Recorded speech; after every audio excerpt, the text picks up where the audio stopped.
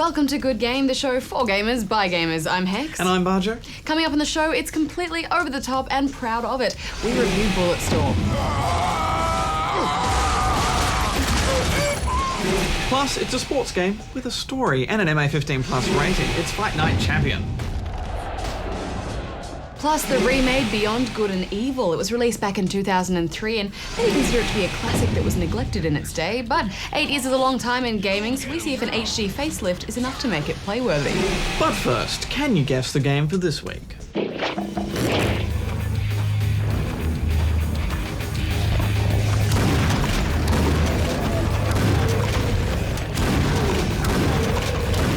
So, have you a prize for this week, Barjo? Have I got a prize for this week, Hex? Yes, I do. It's Stellar Combat Mission Pack, 100% unofficial new missions for X-Wing vs TIE Fighter and Descent 2. What? Amazing. And just as a side note, you do need to have the original copies of X-Wing vs TIE Fighter and Descent 2 to be able to play those unofficial mission packs on CD-ROM. And Windows 95, apparently. Well, it's just compatibility mode. Anyone can play that. Let me read the news. Give me it back. The upcoming reboot of Mortal Kombat has been refused classification in Australia. The Australian Classification Board found the game contained violence that exceeds strong in impact and is therefore unsuitable for a minor to see or play. Australia does not currently have an R18 rating for games, and the title's publisher, Warner Bros. Interactive Entertainment, issued a statement saying they are reviewing all available options at this time. Friendship. And in other classification news, the risque Ubisoft title We Dare has received a PG rating in Australia. Tell me what you want is a little bit of money, and I'm sure that's true, but I'll tell you something, honey. I got love and that'll make you feel just... Last week, we reported that Liverpool-based Bizarre Creations had closed, but already many of its former employees have formed a new studio, Lucid Games. The studio is currently hiring and is in talks with several publishers for potential new titles. Veteran game designer and programmer Peter Molyneux is set to receive a British Academy of Film and Television and Arts Fellowship, the Academy's highest honour. The BAFTA Fellowship is in recognition of outstanding lifetime achievement in the art forms of the moving image. Molyneux will become the fourth recipient to be recognised for contributions to video games, joining Shigeru Miyamoto, Will Wright and Nolan Bushnell. Due to the recent Christchurch earthquake, Sony Computer Entertainment has decided not to release Motorstorm Apocalypse in New Zealand. The game features scenes of destroyed cities and real-time destruction by earthquake. Sony has confirmed that they may revisit the decision to release the game in the future.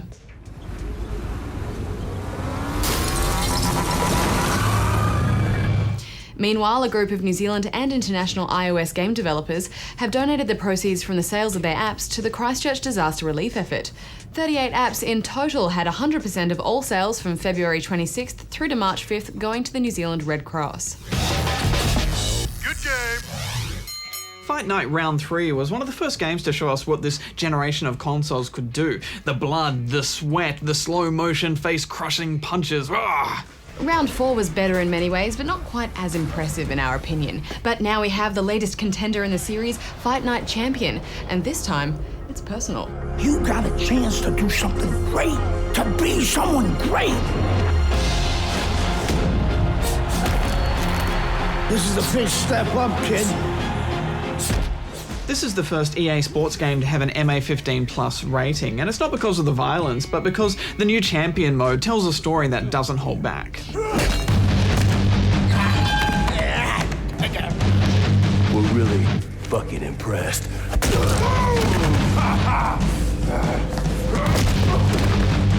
It is a really good story too. It was written by Oscar-nominated screenwriter Will Rocco, and it shows. Isaac, are you disappointed that Andre Bishop won Fighter of the Games? Disappointed. I'm the heavyweight gold medalist. No one went the distance with me. Nobody here could ever go the distance with me. I am the best fighter at these games. Period. Sure, it's no raging bull, but it's got everything a great boxing tale needs. Family, romance, a villain, an arch rival, corruption, it's all here. And the cutscenes look amazing, with some great virtual performances to help carry it off, and they add meaning and passion to the fights without it really ever getting in the way or being annoying. You're a great trainer. Why not concentrate on what you do best and let Megan and I concentrate on Andre's career? Thanks, but I think I can handle it. The solo campaign is pretty short though, and seasoned fighters will get through it in 4 or 5 hours.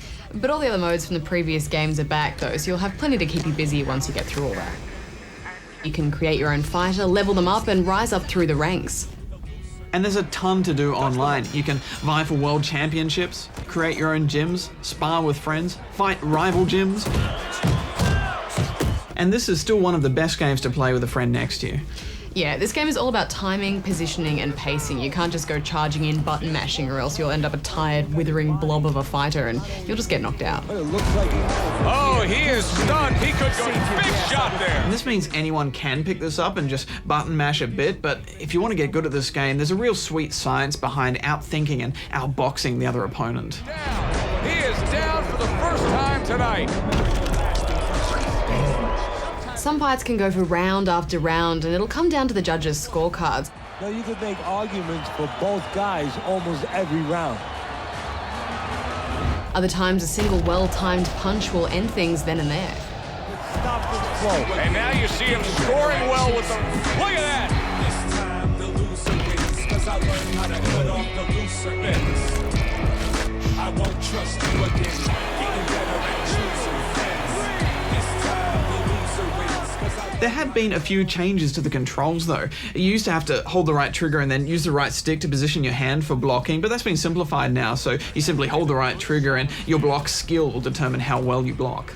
Yeah, and this lets you punch without actually having to let go of your block, which makes it heaps easier to keep your defenses up. But it's not like they've completely noobed it, since now if you time a block right, you'll parry and open them up for a huge counter. Good looking counter punch. Plus, it's one less thing to give your thumb blisters. The analog stick controls have also been simplified to help stop those blisters.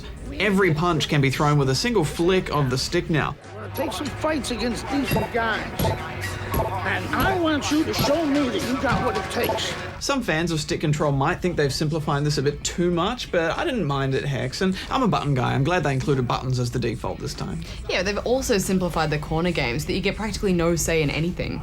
Recovery is purely based on how well you pace yourself during the previous round.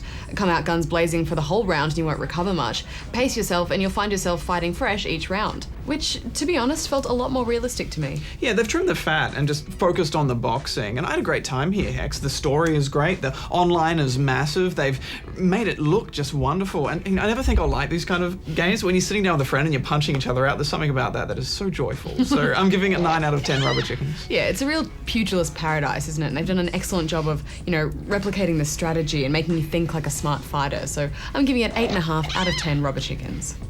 Can he get up from a second time down? Can he survive it?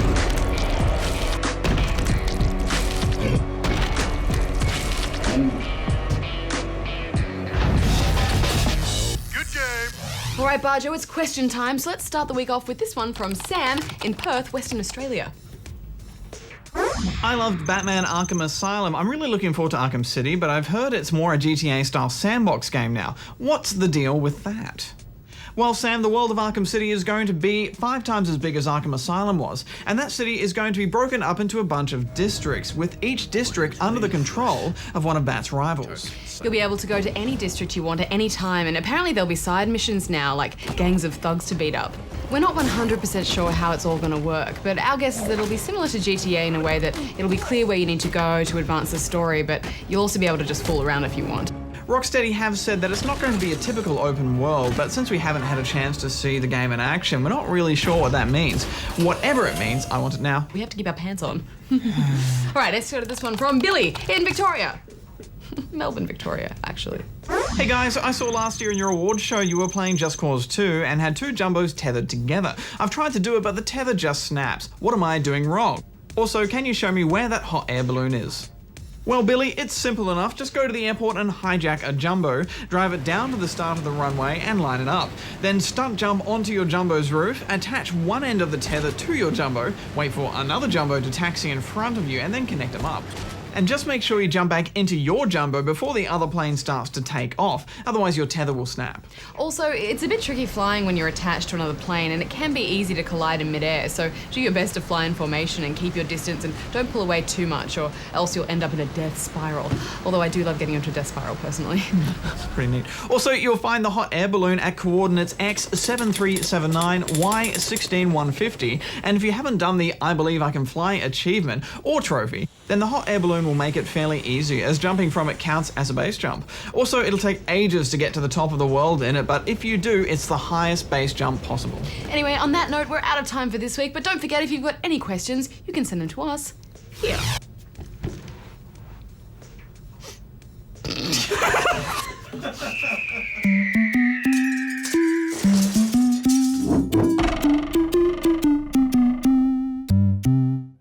My biggest gaming shame factor is The Legend of Zelda Ocarina of Time. I got stuck in the water dungeon. So stuck, so frustrated. You don't know how many hours I put into it. I eventually quit. 6 or 7 months later, I approached my brother, and I never do this. I cheated. I asked him to tell me the solution to the puzzle.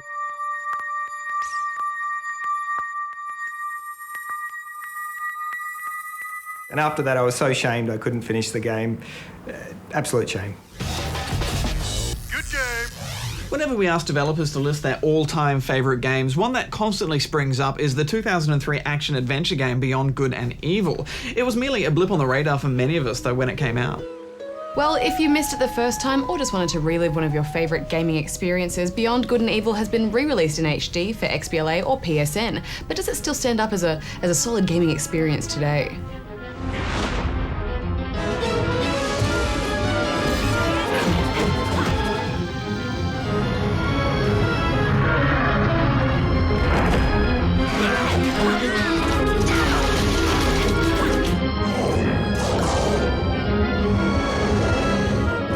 Our funky green-lipped heroine Jade and her uncle Paige, who is in fact a pig, don't ask me how that works, take care of an orphanage on their home planet.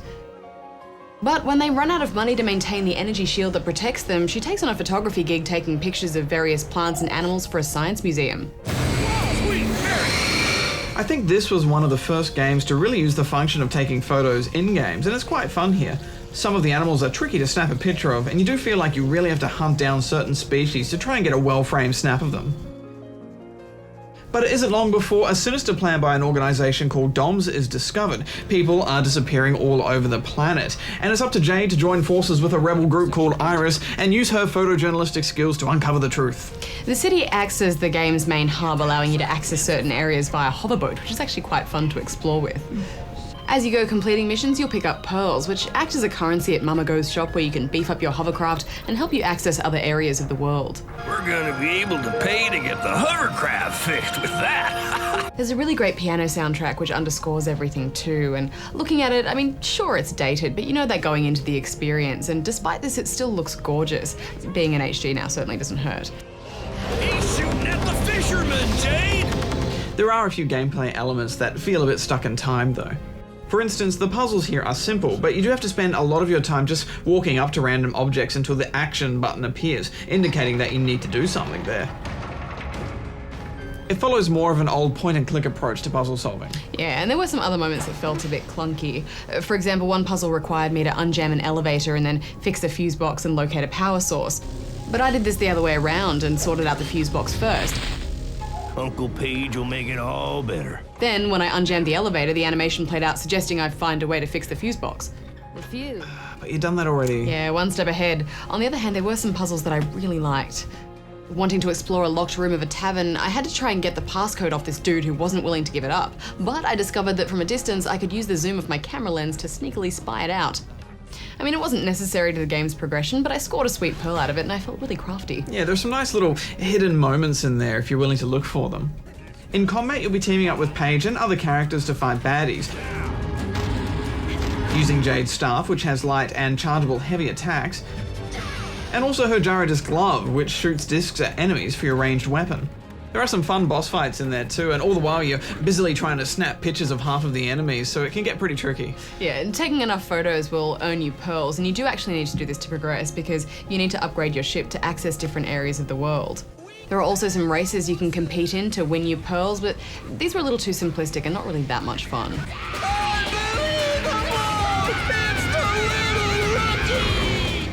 Despite its cartoony appearance, there are some dark moments here, and I think for its time it would have been considered quite compelling and sophisticated.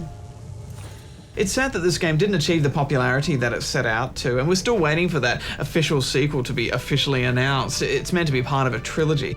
I think for a download it's a great trip into the past. You know, I didn't play the original, but I'm glad I did now because I feel like it's filled a gap in my gaming history.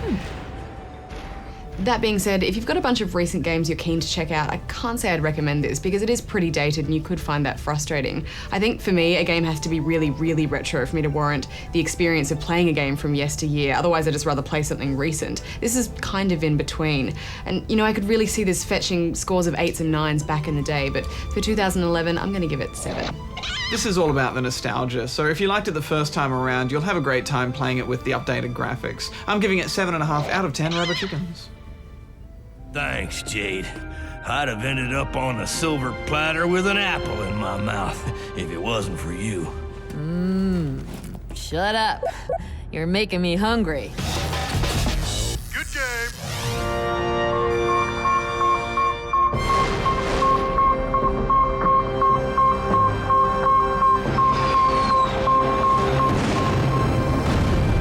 If I had to bring 3 games to the moon, I'd probably say Civilization, Sid Meier's Civilization, or Civilization 2, actually. I think Civilization 2 is better. Probably, maybe Assassin's Creed. I like that game. The streets run red with the blood of his victims. And the third one, maybe Red Dead Redemption, so I could finally finish it.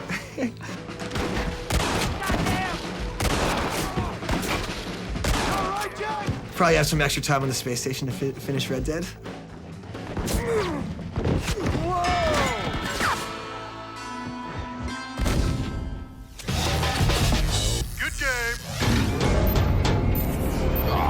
Cocksucker. Bulletstorm is about space pirates attacking mutants and cannibalistic gangs on a decaying vacation world and loving it.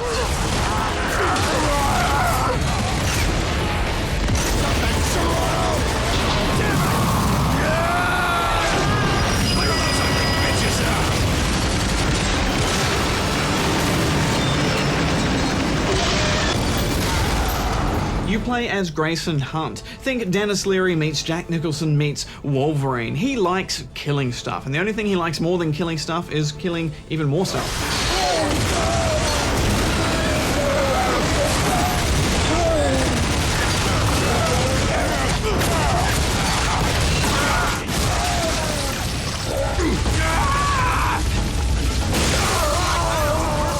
After turning against a feared galactic military leader, Grayson and his team become outlaws. Instead of fleeing to the outworlds, these ragtaggers will not rest until they've purged the galaxy of their sworn enemy, General Victor Serrano. Christmas come early, boys.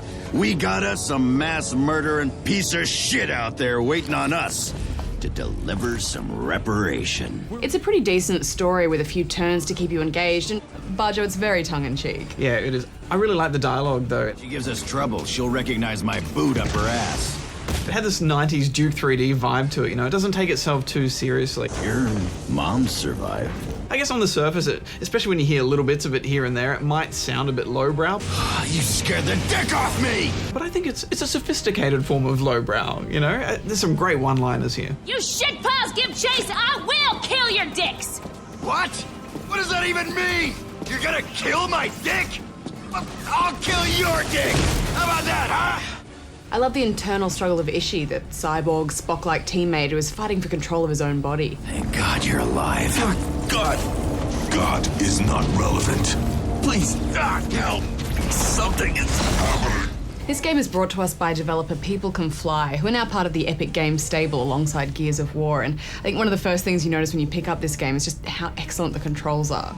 It feels super responsive and targeting is made so simple, and you need it to be because this game is about killing creatively. There are only a couple of boss fights, but the enemies mix it up a little and they're all fun to fight. Early on in the game, you get a leash, which scores you and then awards you points based on how creatively you kill things. And these points you can use for buying ammo and also upgrading your current weapons. The unlock system works and it progresses intelligently, and after a while you start checking that kill list to maximize your score and cross off the ones you haven't done yet. Yeah, I like how it encourages you to be creative, because a unique kill or a multi-kill are worth more points the first time around. The leash allows you to drag bodies towards you, and it also interacts with the environment. You'll use it to pull enemies onto spikes and also pull armor off tough enemies once you've weakened them enough.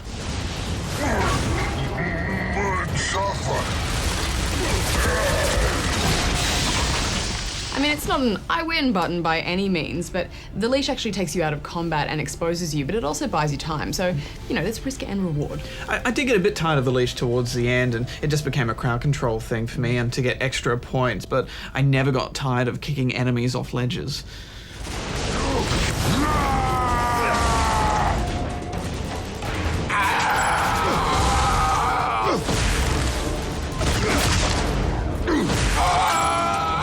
But it's really the guns that I love here. Everything has an awesome secondary fire. The standard rifle, which is your fallback gun, can also one-shot an enemy.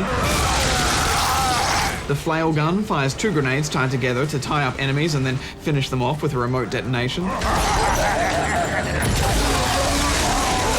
There's also a guided sniper gun.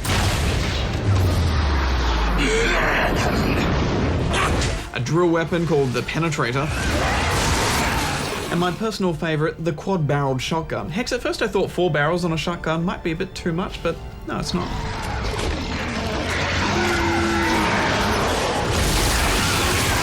When you combine all these weapons with kicks and slides, which you can also do uphill, by the way, it becomes a very fluid combat system. It's only hampered every now and again when you can't line up properly to get over a piece of cover. Oh, that drives me crazy. Oh, there it is. We played this through both on the PS3 and the 360, and we did have a couple of bugs with the 360 version, nothing too big a deal, but on the PS3 we had all sorts of frame rate issues in any area that had more than 4 or 5 enemies, and also we had quite a few checkpoint restart bugs. Sometimes you'd enter a zone and the weapons wouldn't come up right, and it would take a minute to sort that out. Even so, on both platforms, this is a good-looking game with lots of attention to detail and some nice vistas to take in. Yeah, and that extreme sort of camera tilt that's there, it works really well, but it never interferes with the controls. I really like that. Sadly, there's no versus multiplayer, but there is a score-based mode called Echoes, which you can compare with your friends. And a co-op wave mode, although I thought the wave mode was a little bit average. I mean, I thought it would have been more fun to have Echoes in multiplayer where you fight each other in the same game for the highest score, but anyway, final thoughts? I thought it all really worked. You know, the mechanics of the fighting works and the controls were just so responsive, and I like the humor in it too. I think your enjoyment here will hinge upon whether you find this kind of humor funny or not, and it was a lot funnier than I expected it to be, Hex, and that pulled me right through to the end. And good storytelling too, I think. So I'm giving it 8 out of 10 rubber chickens. Even with the small issues that we had, it's still top fun, and you just feel good knowing you can take a few missiles to the face before you go down. I thought it had a nice Borderlands vibe to it. The game knows what you want and it gives it to you, so I'm giving it 7.5 out of 10 rubber chickens. Gave it extra points for the giant robot dinosaur that shoots lasers from its eyes. Lasers, yeah.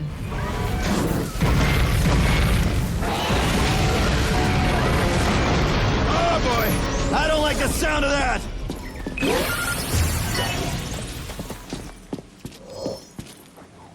He served us well. I named him Waggleton P. Tallylicker, but I never got the chance to tell him. Good game! So, did you guess the game for this week? Up for grabs. It was Painkiller, the very first game from People Can Fly, the developers behind Bulletstorm. Released in 2004 for PC and Xbox, Painkiller was a first-person shooter set in hell and purgatory, kind of going for the Doom vibe. Haven't even filled out the warranty card. What a waste. Pristine condition. That only cost $1, I can still see the sticker on there. I paid $12 for this. That's not a prize, it's a relic. Well, if you do want to lay claim to this well-loved game, you can do so by pleading your case over at the Good Game website, on our forums, or on our Facebook page. We'll throw in a Good Game shirt and one of these official Good Game pens, chicken pens, and you squeeze them and a little egg comes out. Ew. Coming up on the show next week, we have a look at a brand new MMO called Rift. Many are calling it the WoW killer, but is it? Plus, we check out the spellbinding co-op of Magicka. And we look at the PSP strategy smorgasbord of Tactics Ogre. Plus, coming up on Spawn Point on the weekend over on ABC3, we check out the latest figure in the Pokemon series, Pokemon Black and White. Is it more of the same catch-em-all formula? We'll find out. Until then, gamers, may all your unofficial expansion packs be backwards compatible. Barjo out. Hex out. Can you at least choose a game that was released in the last decade next time, maybe? It's like a fine wine. Games age like a fine wine. Oh, that's falling apart.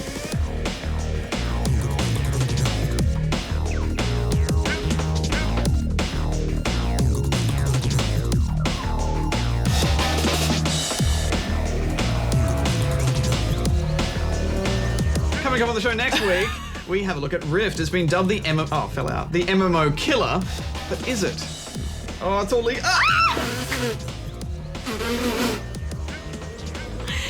chicken bomb juice on your face.